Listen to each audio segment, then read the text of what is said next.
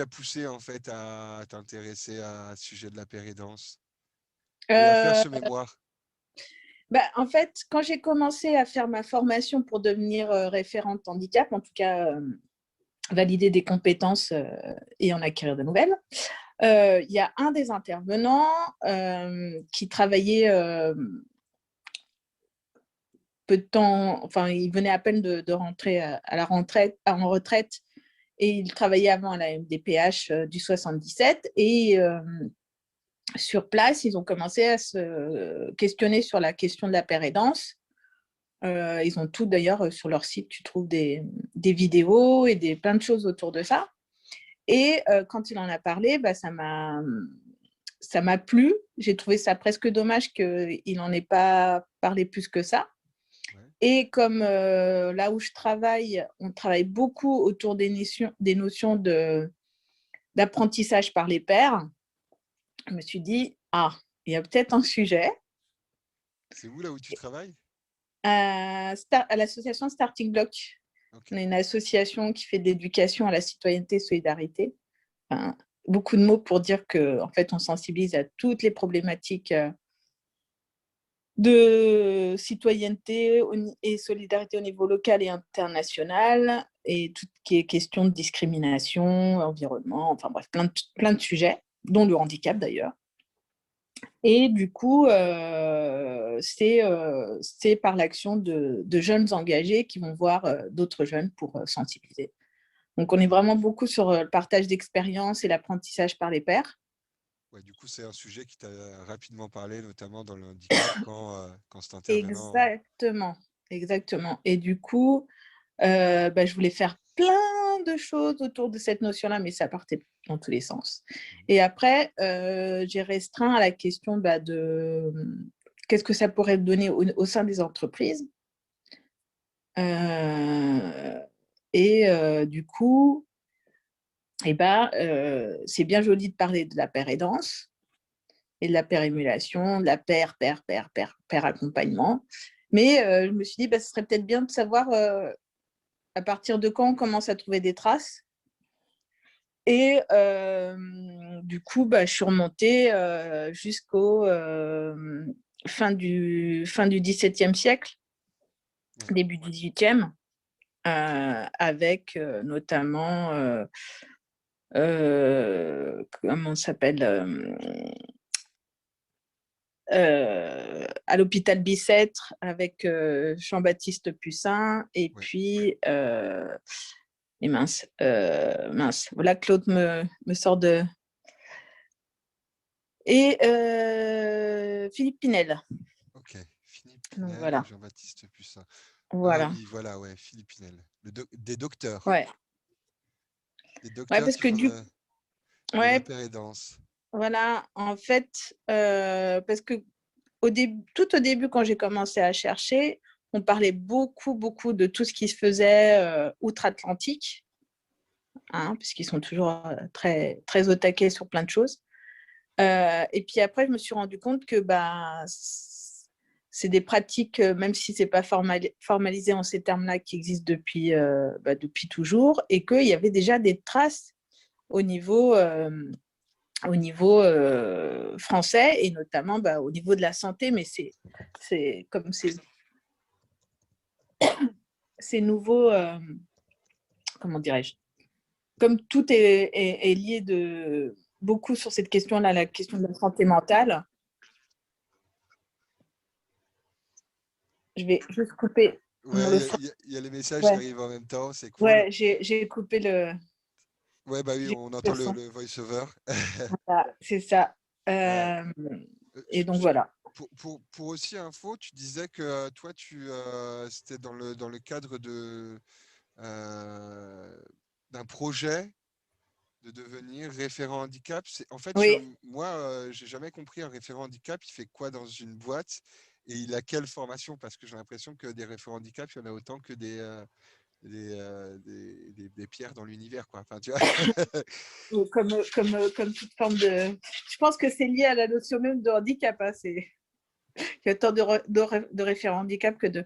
Non, en fait, comment dirais-je, ça fait pas si longtemps que ça qu'il y a vraiment des formations pour devenir référent handicap. Tu as différents masters qui traitent de la question. Mais l'idée, en gros, c'est d'avoir une personne qui porte la politique handicap de la structure et d'accompagner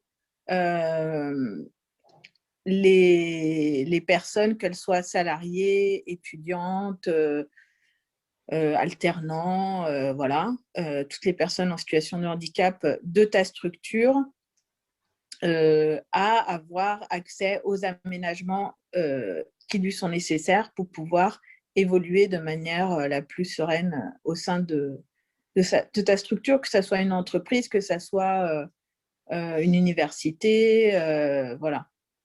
Et Donc, donc c'est souvent, le référent handicap, en plus de ses attributions, il a souvent un autre poste ou il est souvent tout sur à un fait, autre sujet. tout à fait. Et généralement, déjà, ce sont des personnes qui ont très souvent une formation en RH. Ouais. Et puis, il y a très peu de... En réalité, là, ça commence à se... Parce que c'est vraiment devenu un métier, Ouais. notamment depuis 2018, Parce que c'est avec la... obligatoire. Voilà, parce que c'est devenu obligatoire. Mais avant, c'était... tu avais peut-être... Tu avais un peu toutes les missions, tu avais un peu tous les profils, soit un profil à 100%, Ouais. soit des profils où tu avais... c'était même pas 10 à 20% ou Du 50% ouais, du temps de du temps. travail. Voilà, quand on sait que déjà, à temps plein, c'est tout un taf, et ben, j'admire les personnes qui font ça en plus, quoi. Ouais. Ouais, ouais, ouais. Est-ce que c'est bénévole, être référent handicap? Non, C'est rémunéré? c'est rémunéré, ça fait pas, enfin, ça fait, en tout cas, c'est rémunéré dans le sens où ça rentre dans tes fiches mission, puisque c'est un vrai mission, enfin, c'est une vraie mission. Ouais, c'est une vraie attribution. C'est Ouais. obligatoire pour les entreprises depuis Mm. 2018. Mais pour Par les moment, entreprises par moment. de plus de 250 salariés. Oui, oui, bien sûr.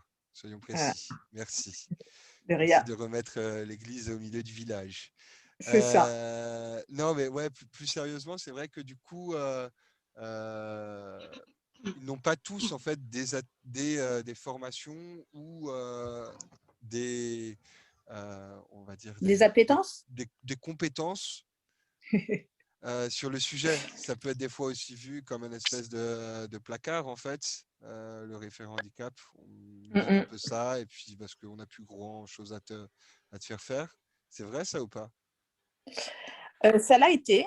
Je pense que ça l'est de moins en moins. Et justement, le fait de vouloir professionnaliser les référents handicap, c'est aussi de permettre aux personnes qui se retrouvent avec ces nouvelles fonctions-là ou qui se dirigent vers ces fonctions-là, d'avoir les bases, j'aurais tendance à dire, Mm. parce que j'ai tendance à croire que c'est que quand tu es sur le terrain que tu peux vraiment éprouver ton métier. Mais en tout cas, qui est les savoir-faire et les savoir-être et les savoirs qui sont nécessaires pour devenir référent handicap. Pour éviter justement les écueils où finalement on sait pas trop ce que c'est que notre mission, qu'on le fait parce qu'on nous l'a attribué en plus, ou parce que eh ben, soit on est en situation de handicap soi-même, soit on a un lien avec le handicap, donc on nous refile le bébé. Mais ce qui ne veut pas dire pour autant qu'on a forcément les compétences adéquates, même si on est soi-même, par exemple, en situation de handicap, ça ne veut pas dire qu'on a les compétences pour devenir référent handicap. Ouais, c'est vrai. Ouais, ouais, ouais. Ok. Parce que déjà, pour la simple et bonne raison que généralement, on n'est déjà pas forcément expert de son propre handicap. Alors, connaître les handicaps de tout le monde et toutes les spécificités, C'est du ça coup devient chaud. avoir la posture, avoir, on va dire, les bonnes pratiques pour être référent handicap. Et du coup, aujourd'hui, il y a déjà en fait un espèce de formation, ou en tout cas des modules qui existent pour être référent handicap. Et est-ce qu'il y a on va dire, des bonnes pratiques, des bonnes postures de base, en tout cas à connaître selon toi, ou qui sont vraiment déterminées aujourd'hui?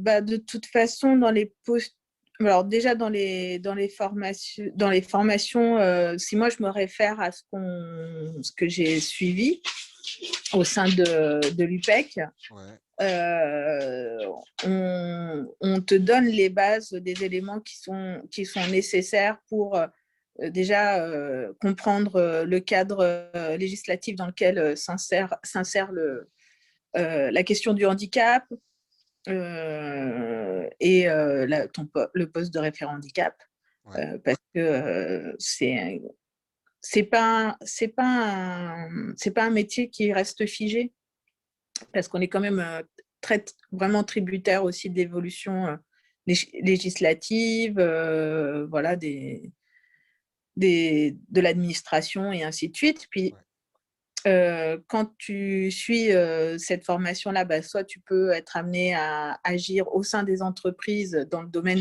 du secteur privé, mais tu peux aussi être dans le secteur public. Donc, les process sont déjà un peu différents. ouais, Donc, ça fait aussi des éléments. Et puis après, c'est savoir comment travailler en équipe, parce que c'est un des éléments qui est essentiel quand tu travailles en tant que référent handicap, c'est que tu n'es pas tout seul ou toute seule, mais tu t'insères dans une équipe euh, qui, euh, qui doit être, il faut être proche de la direction des ressources humaines, parce que si tu n'es pas proche de cette direction-là, c'est dur de faire avancer les choses, même si c'est toi qui es garant ou garante de la politique handicap de ta structure. Il faut être proche de toute, si je prends le monde de l'entreprise, de toutes les directions pour que la question du handicap soit prise en compte à toutes les échelles. Il faut être en lien avec la médecine du travail. ouais. Et après, il faut être en lien avec toutes les structures extérieures, que ce soit les missions locales, le pôle Mm. d'emploi, les bassins d'emploi dans lequel tu te trouves, dans les commissions possibles, enfin, dans toutes les ribambelles de commissions dans lesquelles on peut avoir un lien et un impact au niveau du handicap, et surtout enrichir ses pratiques, puisque c'est aussi des endroits où tu peux enrichir, mais tu peux t'enrichir toi aussi avec les pratiques des autres. Ok. Si je comprends bien, ouais, il y a 4 gros points sur lequel le référent handicap doit travailler. C'est vraiment avoir un esprit d'équipe, savoir travailler en Mm, équipe, mm, avoir mm. un regard transversal, c'est-à-dire Oui. savoir faire appel à toutes les structures qui sont autour de lui sur le bassin Mm, d'emploi, le handicap et les enjeux d'employabilité. mm, mm. En 3, il y a vraiment cette idée de connaître bien le cadre législatif dans lequel tu t'insères, Ouais, c'est-à-dire les lois qui gouvernent du coup la mission du référent handicap, mais du coup les unités bénéficiaires, comment faut les compter, c'est ça. euh, comment tu payes ou Tu pas la te... taxe, on va dire, de la GFIP ou du FIP ou de l'EETH, Ouais. euh, ce qui est déjà un gros boulot aussi. Et Oui, tu qui n'existe, disais, que la taxe n'est plus prise en charge par la GFIP d'ailleurs. oui, maintenant, exactement, elle est prise en charge Voilà. par l'URSSAF et les, comment, les organismes cotisateurs habituels, on va C'est ça. dire, ce qui est Ouais. plus simple. Euh, et c'est vrai, ouais, il y a tous ces enjeux. Et vraiment le Le, quatrième, qui est de connaître les process de la boîte ou ouais. de l'institut dans lequel tu arrives. Ouais, c'est vraiment 4 grosses infos. Il y a même Voilà. un dernier, le Ouais, cinquième, qui est peut-être le plus important de tous, ouais, être au service des personnes en situation de handicap de ton établissement. ouais. Donc avoir vraiment une approche centrée sur les personnes. Et c'est là Mm, où mm. la pérémulation intervient aussi en soi, pour C'est toi. ça. C'est ça. Ok, Et d'ailleurs, c'est pour ça que c'est important de créer des espaces où, oui, où on peut faire en sorte d'avoir des échanges, parce que de toute façon, La personne qui est référente handicap, elle va avoir une certaine posture, une certaine place dans cette dynamique d'insertion professionnelle ou d'inclusion ou de maintien dans l'emploi. Mais si on prend... et elle va acquérir au fil du temps une certaine expérience. En revanche, elle ne va pas être en capacité de répondre à tous les besoins de la personne en situation de handicap parce que seules des personnes qui connaissent cette situation de handicap ou ce qu'il en découle vont être plus à même de compléter son savoir et puis d'apporter une aide que toi, tu n'es pas en mesure enfin, que tu peux proposer via les connaissances de cette personne-là, mais que toi-même, tu ne porteras pas parce que ce n'est pas quelque chose que tu as expérimenté ou que tu as Ouais. vu de très, très loin. Voilà, quoi. D'où l'importance de travailler en réseau dans ce cas-là, quoi. Pouvoir C'est ça, être en contact avec la bonne personne qui, elle, lui apportera les infos ou les oui, savoirs elle recherche. c'est ça. Ok. Bah, c'est cool, c'est vrai que ça fait vachement écho à la paire aidance, le paire accompagnement, parce que c'est vrai que du coup, c'est aussi cette posture de savoir quand est-ce qu'il faut mettre en lien, comment il faut mettre en réseau, avoir assez d'empathie, de bienveillance aussi pour avoir cette relation authentique avec la personne. Euh, pour autant, dans les formations, on ne parle pas forcément de paire aidance. Si toi, tu me dis que tu en avais eu du coup accès à un intervenant, mais tu trouvais que ce n'était pas suffisant, c'est ça que tu disais? Non, c'est trop nouveau pour le monde de l'entreprise en France. Recontextualisons. En France, il n'y a pas beaucoup d'exemples.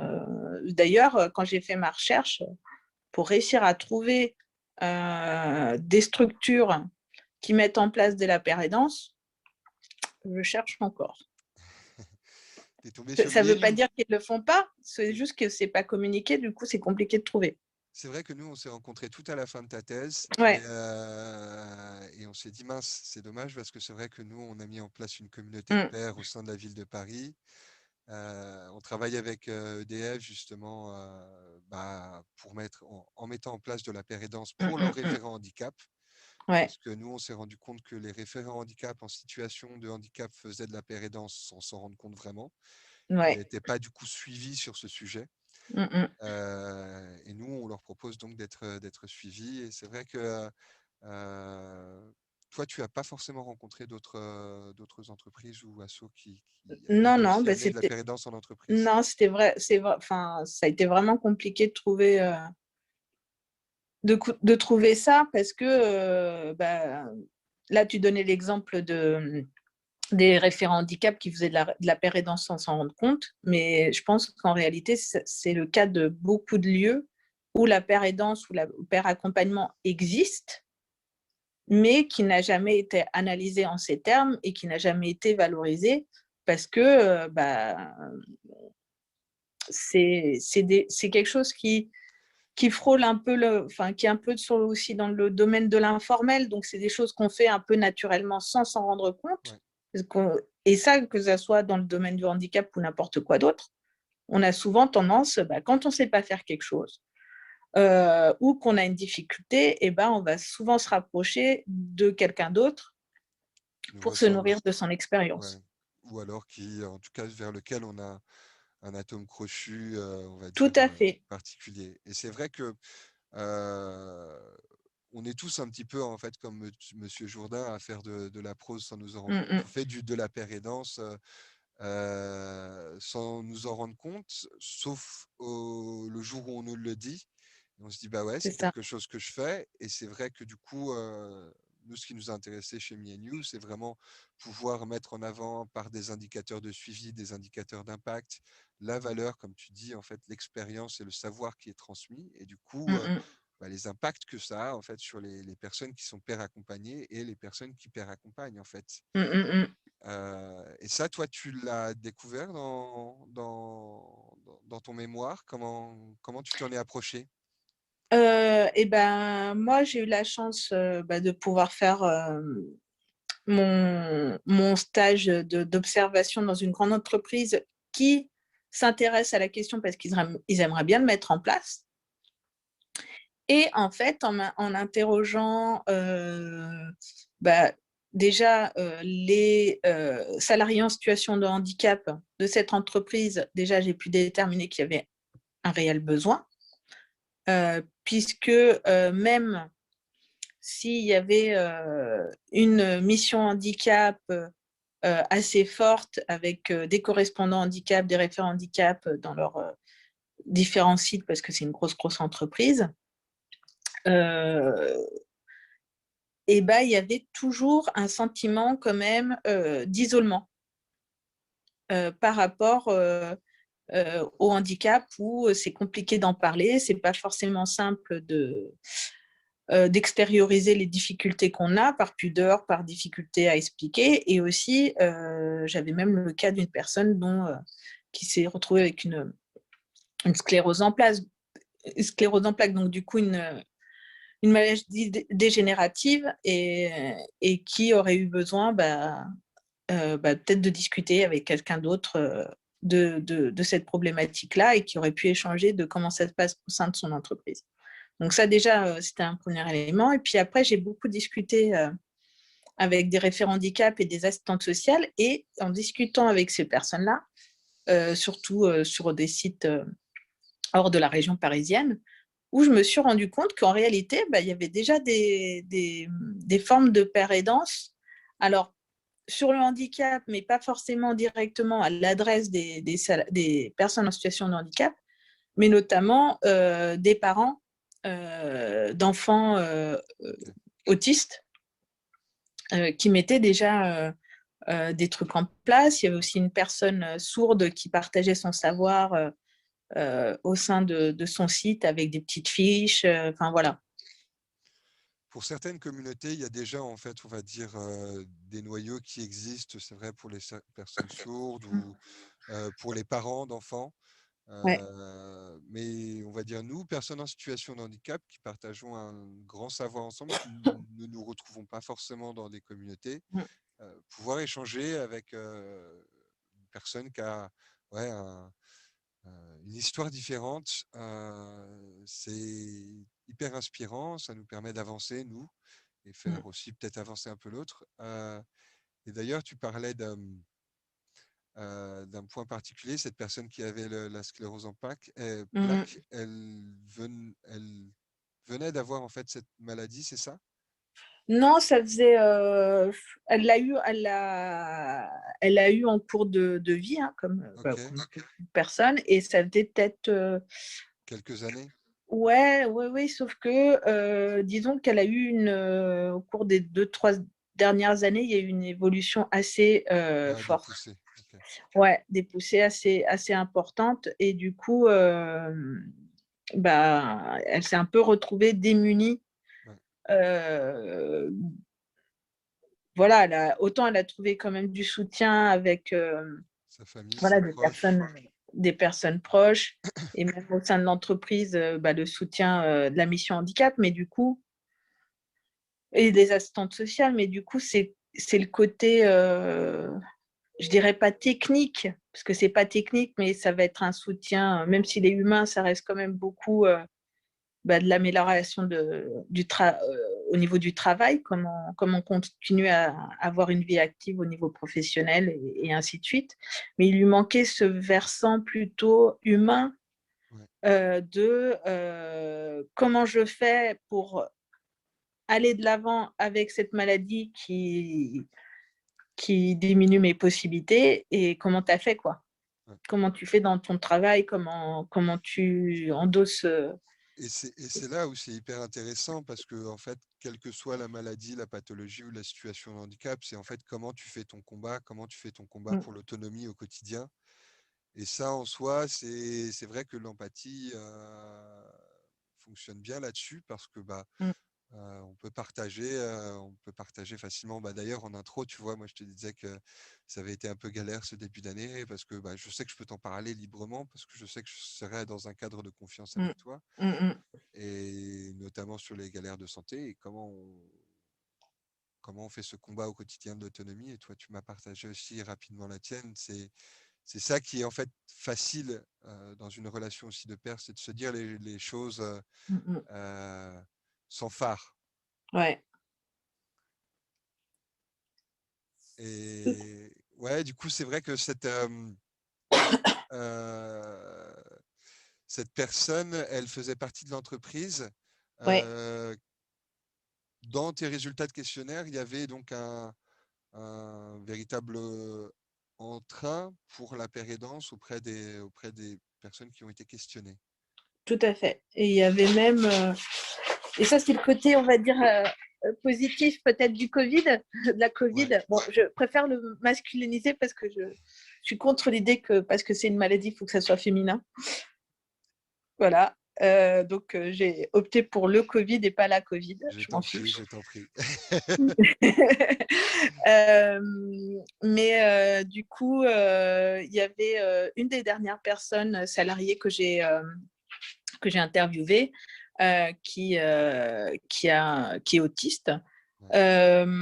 a eu envie, en sortant du premier confinement, de créer du lien avec les autres autistes de l'entreprise et a créé un collectif. D'ailleurs, il faudrait que j'envoie un petit mail pour savoir où est-ce qu'ils en sont.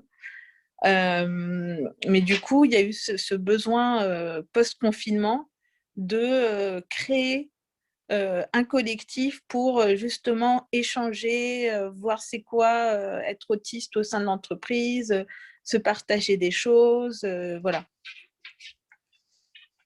Donc, il y avait cet intérêt-là et puis ça a commencé à voir le jour.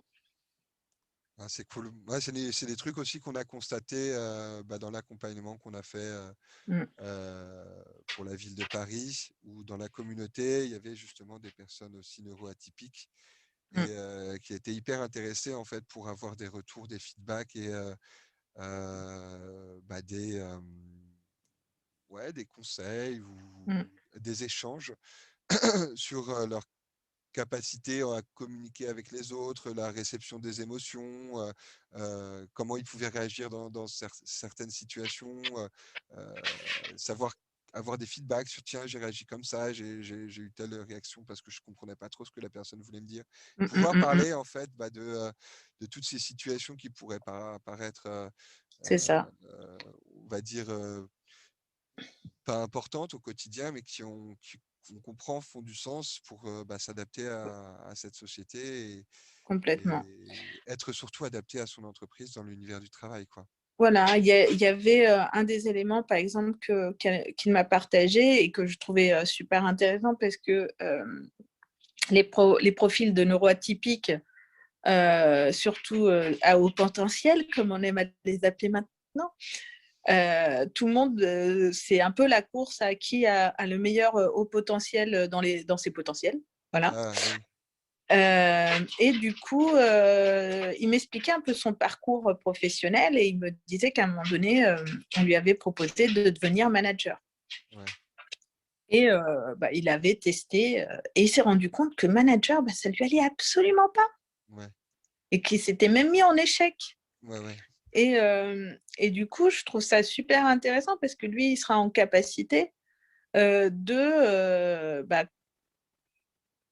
partager ce savoir-là en disant ça ne veut pas dire que ça soit pas, enfin, que tout le monde est comme lui, mhm, mais que c'est pas un cas isolé ou anormal de pas se sentir d'être manager parce que ça répond, enfin, c'est pas compatible ou ça ouais, va ouais. pas avec ses aspirations ou ainsi de suite. C'était Et pas le que bon moment voilà, ouais, voilà, là pour le coup, lui, c'était par rapport à sa situation de handicap, et ça l'avait mis en échec parce que c'était pas, ça lui correspondait pas.